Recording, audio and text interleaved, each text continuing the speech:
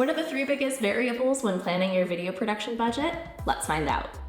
Number 1, what do you need your video to do? It sounds really basic, but it's important to understand that video is just a bigger piece of an overall marketing strategy. We know that our brands have long-term plans that they're looking to execute on, and video is a small piece of that. So we always look to start at the core. What does this video need to do? How quickly does it need to get made? And what are the core goals behind it? Because if it's a very quick activation, you need a video thrown together after a conference to show people how great of a time everybody had, that's great. That video has a very specific purpose. Or you might have just spent 2 years on a massive rebrand and need to make a really bespoke brand video in order to relaunch. That's going to take a lot more time, money, and effort. So starting with that goal is really important to understand how much you should be investing behind it, because that really is the biggest indicator of how much your video is going to cost. Is number 1, is it live action? Is it something that we're going to go film? Is it animation? Or are we using assets that have already been collected, like stock or previously filmed footage? Those are the 3 buckets that casual projects usually fall into.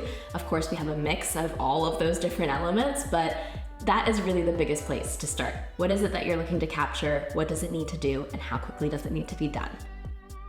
If your project is an animation, one of the biggest indicators of that cost is going to be how long is your script. The longer the script, the longer the animation, and the more time our animators are going to need to animate all of those individual frames.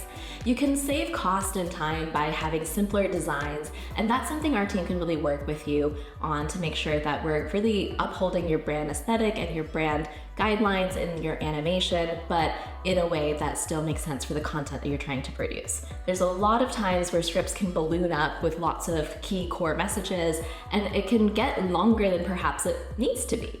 So a great way is to be economical with words, making sure that your script is tight, that it's to the point, and it's really focusing on just those key messages so that we can create a tight animation.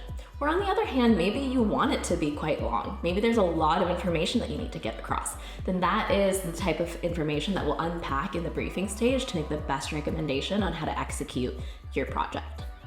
If your project is a live action one of the biggest indicators of that cost is going to be location and who are we filming. If it's something that we're trying to bring to life with actors or in a rented space, that's going to add on to the budget. Or if we are able to interview staff and film in your offices, those are costs that we don't have to put our production budget towards. The more elements that are provided to us means that we don't have to put your production budget towards securing those variables.